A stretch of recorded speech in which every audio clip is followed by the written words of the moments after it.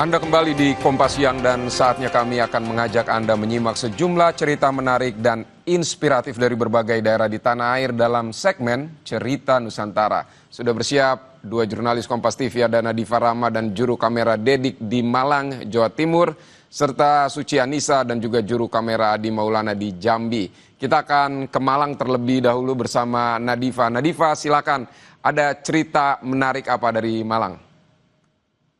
Ya, selamat siang Vidi dan saudara. Kali ini ada dua informasi dari Malang, Jawa Timur untuk segmen Cerita Nusantara. Kita ke informasi pertama dulu, saudara. Seorang perajin batik di kota Malang, Jawa Timur membuat motif batik baru khas Malang sebagai upaya melestarikan budaya. Motif yang dimunculkan diadopsi dari relief candi-candi yang ada di Malang. Berikut liputannya. Motif batik tumpal candi berusaha dihadirkan oleh Yuharsita, pemilik bengkel batik yang berada di kawasan Sawojajar, Kota Malang.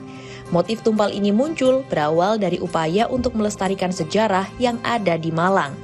Motif tumpal berbentuk segitiga dengan isian motif di dalam diambil dari motif yang ada di Candi Jago dan Candi Kidal. Dalam membuat motif tumpal ini, menurut Yuharsita ada sedikit kerumitan karena pembuatan motif harus sesuai pakem. Motif tumpal candi ini oleh perajin diaplikasikan dalam sebuah selendang atau sampur untuk penari beskalan. Kebetulan motif yang kita angkat untuk saat ini adalah sampur, motif sampur ya.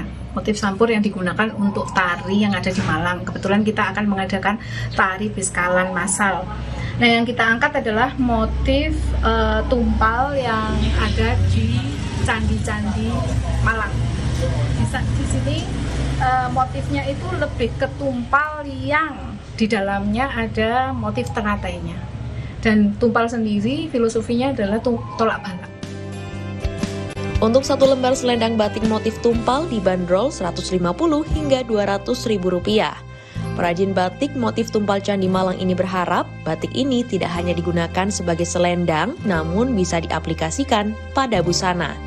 Tim Liputan, Kompas TV Malang, Jawa Timur.